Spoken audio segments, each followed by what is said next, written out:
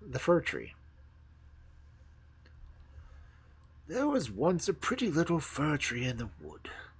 It was in a capital position, for it could get sun, and there was enough air, and all around grew plenty of tall companions, both pines and firs. It did not need warm sun and the fresh air, or lotus little peasant children who ran about chattering when they came out to gather wild strawberries and raspberries. Often they found a whole basket full and strung raspberries on a straw. They would sit down by the little fir tree and say, "What a pretty little one this is!" The tree did not like that at all. By the next year it had grown a whole ring taller, and the year after that another ring more, for you can always tell a fir tree's age from its rings. "Oh, if I were only as great as the others," sighed the little fir tree, "then I could stretch out my branches far and wide and look out to the great world. The birds would build their nests in my branches, and when the wind blew I would bow to it politely, just like the others." It took no pleasure in the sunshine, nor in the birds, nor in the rose-colored clouds that sailed over at dawn and sunset. Then the winter came, and the snow lay white and sparkling all around, and a hare would come and spring right over the little fir tree, which annoyed it very much. But then 2 more winters had passed, and the fir tree was so tall that the hare had to run around it. "Ah, to grow, and to become great and old, that is the only pleasure in life," thought the tree. In the autumn the woodcutters used to come and hew some of the tallest trees. This happened every year, and the young fir tree would shiver as the magnificent trees fell crashing, crackling to the ground, their branches hewn off and the great trunks left bare, so that they were almost unrecognizable. But then they were laid on wagons and dragged out of the wood by horses. Where are they going? What will happen to them? In the spring, when the swallows and storks came, the fir tree asked them, "Do you know where they are taken? Have you met them?"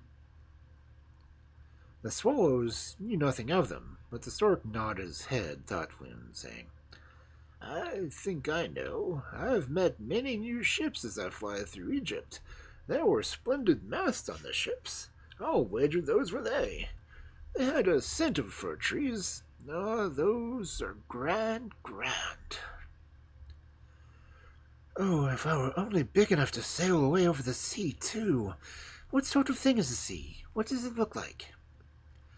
"Oh, it would take much too long to tell you all that," said the stork, and off he went. "Rejoice in your youth," said the sunbeams. "Rejoice in the sweet growing time and the young life within you." And the wind kissed it, and the dew wept tears over it, but the fir tree did not understand. Towards Christmas time, quite little trees were cut down, some not as big as the young fir tree, or just the same age, and now it had no peace or rest for longing to be away. These little trees, which were chosen for their beauty, kept all their branches, but they were put in carts and drawn out of the woods by horses. "Where are those going?" asked the fir tree. "They're no bigger than I, and one there is much smaller even. Where do they keep their branches? Where are they being taken to?" We know," twittered the sparrows. "Down there in the city they have peeped in the windows. We know where they go. They attain to the greatest splendor and magnificence you can imagine.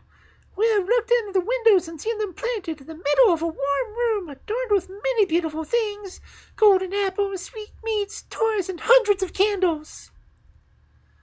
"And then," asked the fir tree, trembling in every limb with eagerness, "and then, what happens then?"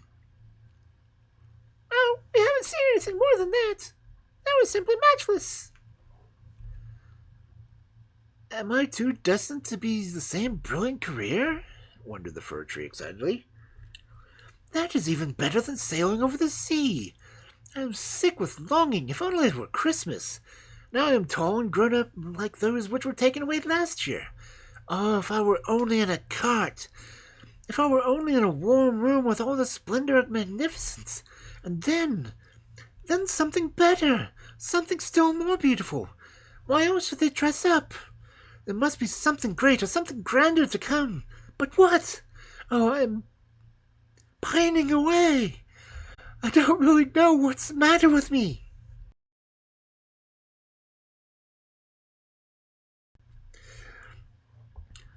Rejoice in us, said the wind and sunshine. Rejoice in your fresh youth and the free air. But the fir-tree took no notice, and just grew and grew. There it stood fresh and green in winter and summer, and all who saw it said, "What a beautiful tree!" And at Christmas time, it was the first to be cut down. The axe went deep into the pith. The tree fell to the ground with a groan. It felt bruised and faint.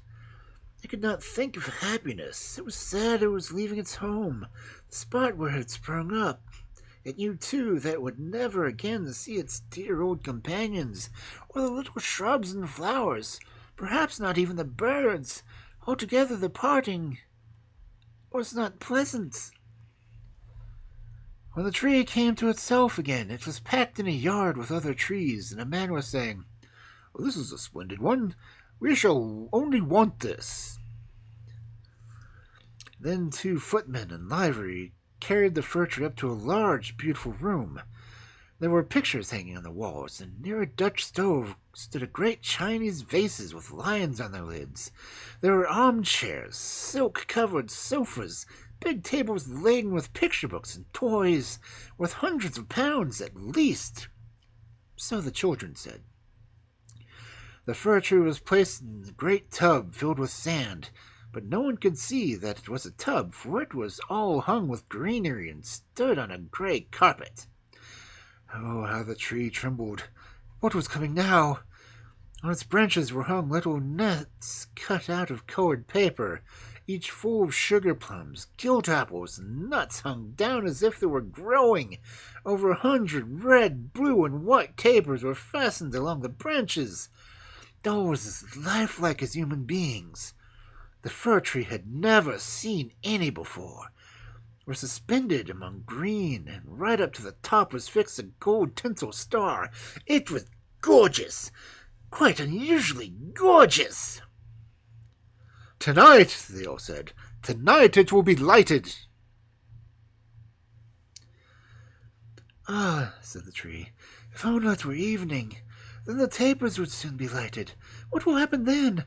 I wonder whether the trees will come from the wood to see me, or if the sparrows will fly against the window panes. Am I to stand out here decked as thus nothing in winter and summer?" It was not a bad guess, but the fir-tree had a real barkache from the sheer longing, and the barkache in trees is just as bad as a headache in us human beings. Now the tapers were lighted. What a glitter, what splendor! The tree quivered in all its branches so much that one of the candles caught the green and singed it. Care!" cried the young ladies, and they extinguished it. Now the tree did not even dare to quiver. It was really terrible. It was so afraid of losing any of its ornaments, and it was quite bewildered by all the radiance. And then the folding doors were opened, and a crowd of children rushed in as though they wanted to knock down the whole tree, whilst the older people followed soberly. The children stood quite silent, but only for a moment, and then they shouted again and danced around the tree and snatched off the presents one after another. "What are they doing?" thought the tree. "What is going to happen?" And the tapers burnt low on the branches, and were put out one by one, and then the children were given permission to plunder the tree. They rushed in at all, and all the boughs creaked, and if it had not been fastened by a gold star at the top of the ceiling, it would have been overthrown. The children danced about with their splendid toys, and no one looked at the tree, except the old nurse, who came and peeped among the boughs, as if to see if a fig or apple had been left behind. "A story! A story!" cried the children, and dragged a little stout man to the tree. He sat down beneath it, saying, "Here we are in the greenwood, and the tree will be delighted to listen, but I am only going to tell one story. Shall it be Henny Penny or Humpty Dumpty who fell downstairs? and yet gained great honor and married a princess. Henny penny, cried some. Humpty Dumpty, cried the others. There was a wonderful babble of voices. Only the Fir-Tree kept silent and thought, am I not to be in it? Am I to have nothing to do with it? But it had already been played out its part. The old man told them about Humpty Dumpty, who fell downstairs and married a princess. The children clapped their hands and cried, Another! Another!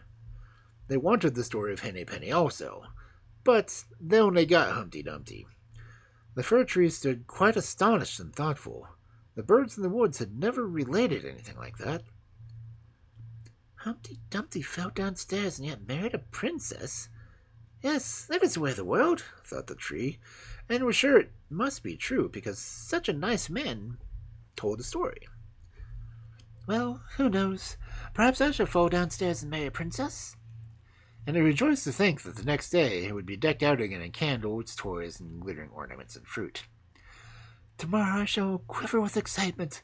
I shall enjoy the full of my splendor. Tomorrow I shall hear Humpty Dumpty again, and perhaps Henny Penny too. And the tree stood silent and lost in thought all through the night. Next morning the servants came in. Now the dressing up will begin again, thought the tree. But they dragged it out of the room and up the stairs to the lumber room and put it in a dark corner where no ray of light could penetrate. What does this mean? Thought the tree. What am I to do here? What is there for me to hear? And it leaned against the wall and thought and thought. And there was time enough for that, for days and nights went by, and no one came. At last, when someone did come, it was only to put some great boxes in the corner. Now the tree was quite covered. It seems as if it had been quite forgotten. Now it is winter outdoors, thought the Fir-Tree. The ground is hard and covered with snow. They can't plant me yet, and that is why I'm staying here under cover till spring comes. How thoughtful they are. Only I wish it was not so terribly dark and lonely in here, not even a little hare. It was so nice out in the wood when the snow lay all around and the hare leapt past me. Yes, even when he leapt over me, but I didn't like it then. It's so dreadfully lonely up here. Squeak, said a little mouse stealing out, followed by a second. They sniffed at the Fir-Tree and then crept through its boughs. It's frightfully cold, said the little mice. How nice it is to be here. Don't you think so too, old Fir-Tree? I'm not at all old, said the tree. There are many more trees older than I am. Where did you come from? Asked the mice. What do you know? They were extremely inquisitive. Do you tell us about the most beautiful place in the world? Is that where you came from? Have you been to the storefront, where the cheese lies on the shelves and hams hang on the ceiling? Or one of the dances with tallow candles? And where one goes to thin and comes out fat? I know nothing about that, said the tree. But I know the wood where the sun shines and the bird sings. And then it told them all about its young days, and the little mice had never heard anything like that before, and they listened with all their ears, and said, Oh, wow, you have seen so much! How lucky you've been! Aye, said the Fir-Tree, and then it thought over what it had told them. Yes, on the whole, those were very happy times. But then it went on to tell them about Christmas Eve, and what was adorned with sweetmeats and tapers. Oh, said the little mice, how lucky you've been, you old Fir-Tree! I'm not at all old, said the tree. I only came from the wood this winter. I'm only a little backward, perhaps, in my growth. How beautifully you tell stories, said the little mice. And the next evening they came with 4 others, who wanted to hear the tree's story, and it told still more, for it remembered everything so clearly and thought, those were happy times, but they may come again. Humpty Dumpty fell down the stairs, and yet he married a princess. Perhaps I shall also marry a princess. And then it thought of a pretty little birch tree that grew out in the wood, and seemed to a fir tree as a real princess, and a very beautiful one, too. Who's Humpty Dumpty? asked the little mice. And then the tree told the whole story. It could remember every single word, and the little mice were ready to leap on the topmost branch out of sheer joy. The next night, many more mice came, and on Sunday, even 2 rats, but they did not care about the stories that had trouble with the little mice, for now they thought less of it too. Is that the only story you know? Asked the rats. The only one, answered the tree. I heard that on my happiest evening, but I did not realize then how happy I was. That's a very poor story. Don't you know the one about the bacon and tallow candles, the storeroom story? No. Then we are much obliged to you, said the rats, and then they went to meet their friends. At last the little mice went off also, and the tree said, sighing, Really, it was very pleasant when the little lively mice sat around and listened whilst I told them stories. But now that's over too. But now I think of the time when I shall be brought out again, to keep up my spirits. But when did that happen? Well, it was one morning when they came to tidy up the London room. They really threw it rather roughly to the floor, but a servant dragged it off at once downstairs, where it was in daylight once more. Now life begins again, thought the tree. It felt the fresh air and the first rays of sun, and there it was out in the yard.